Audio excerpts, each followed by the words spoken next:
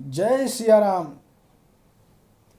कतहु मुनि नः उपदेसहि ज्ञाना, कतहु राम गुण करहि बखाना।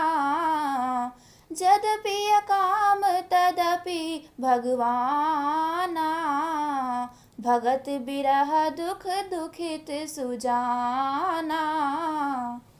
वे कहीं मुनियों को ज्ञान का उपदेश करते और कहीं श्री रामचंद्र जी के गुणों का वर्णन करते थे।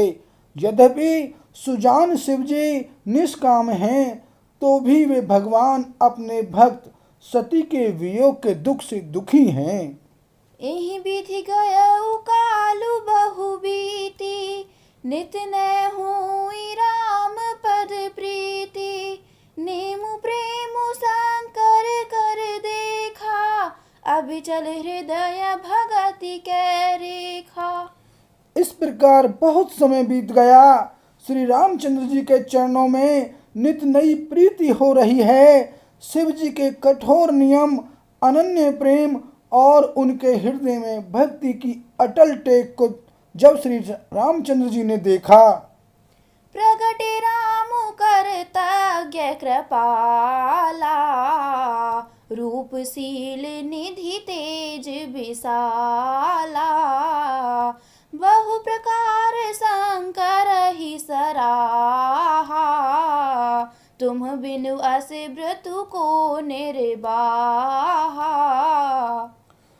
तब कृतज्ञ, उपकार मानने वाले, कृपालु रूप और शील के भंडार, महान तेज पुंज भगवान श्री रामचंद्र जी प्रकट हुए। उन्होंने बहुत तरह से शिव जी की सराहना की और कहा कि आपके बिना ऐसा कठिन व्रत कौन निभा सकता है। बहुविधि राम से वही समुझावा, पार्वती कर जन्म सुनावा। अति पुनीत गिरिजा कै करनी, बिस्तर सहित कृपा निधि बरनी। श्री रामचंद्र जी ने बहुत प्रकार से शिव जी को समझाया और पार्वती जी का जन्म सुनाया। कृपा निधान श्री रामचंद्र जी ने विस्तार पूर्वक पार्वती जी की अत्यंत पवित्र करने का वर्णन किया। अब बिनती मम सुनहु शिव, जो मुँह पर निज नेहु। जाई विवाहु शैल जहीं, यह मोही मागे देहु। सियापति राम जय जय राम, मेरे प्रभु राम सीताराम। मंगल भवन अमंगल हारी, द्रवहु सुदशरथ अजर बिहारी। सिया राम। फिर उन्होंने शिव जी से कहा, हे शिव जी, यदि मुझ पर आपका स्नेह है तो अब आप मेरी विनती सुनिए। मुझे यह मांगे दीजिए कि आप जाकर पार्वती के साथ विवाह कर लें। कह शिव यद्यपि उचित असे नाही, नाथ बचन पुनि मेटि न जाही। सिर धरि आयशु करिय तुम्हारा, परम धर्मु यह नाथ हमारा।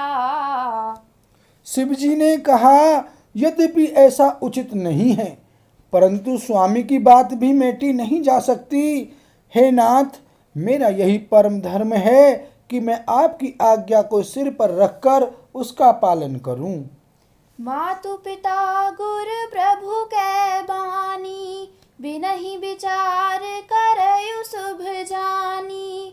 तुम सब भांति परम हितकारी, आज्ञा सिर पर नाथ तुम्हारी।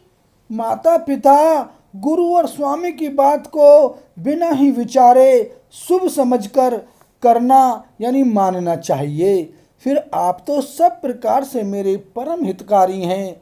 हे नाथ, आपकी आज्ञा मेरे सिर पर है। प्रभु दोषे सुनी शंकर बचना, भक्ति विवेक धर्म धर्म जुत रचना। कह प्रभु हर तुम्हार पन रहेऊ, अब उर राखेऊ जो हम कहेऊ। शिव जी की भक्ति, ज्ञान और धर्म से युक्त वचन रचना सुनकर प्रभु रामचंद्र जी संतुष्ट हो गए। प्रभु ने कहा, हे हर, आपकी प्रतिज्ञा पूरी हो गई। अब हमने जो कहा है उसे हृदय में रखना।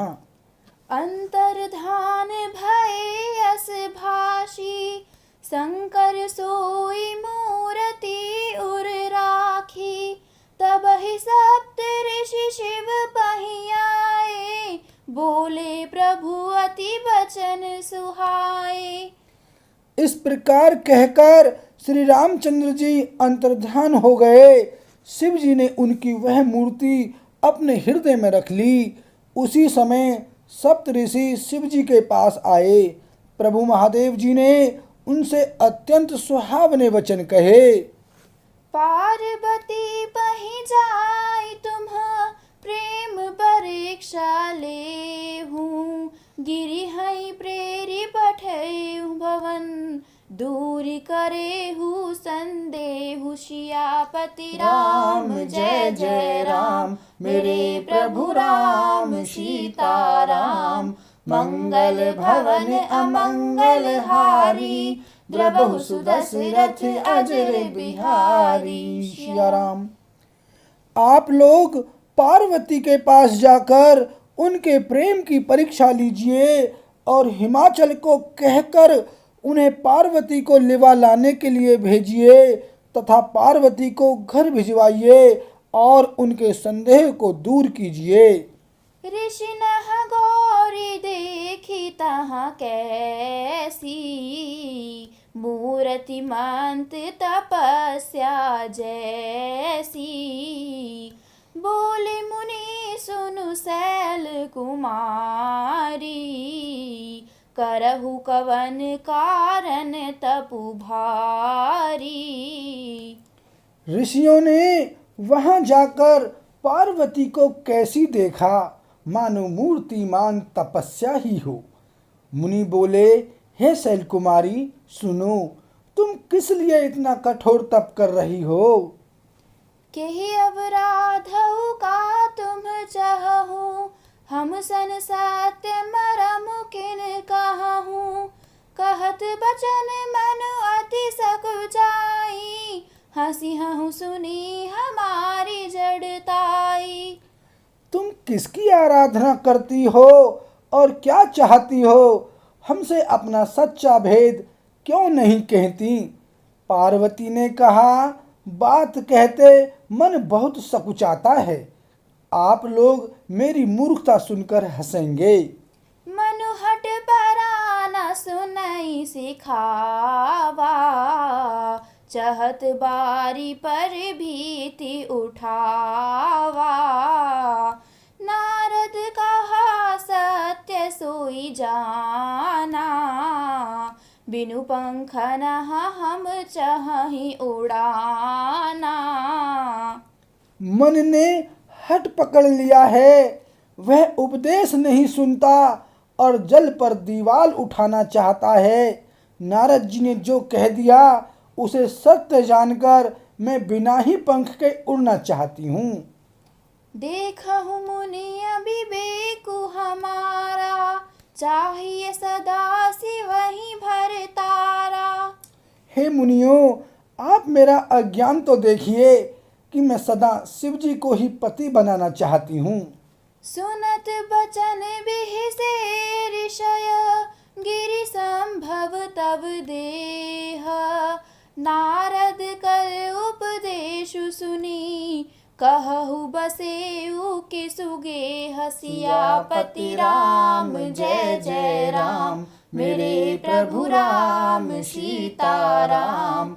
मंगल भवन अमंगल हारी, द्रबहु सुदशरथ अजर बिहारी। सिया राम।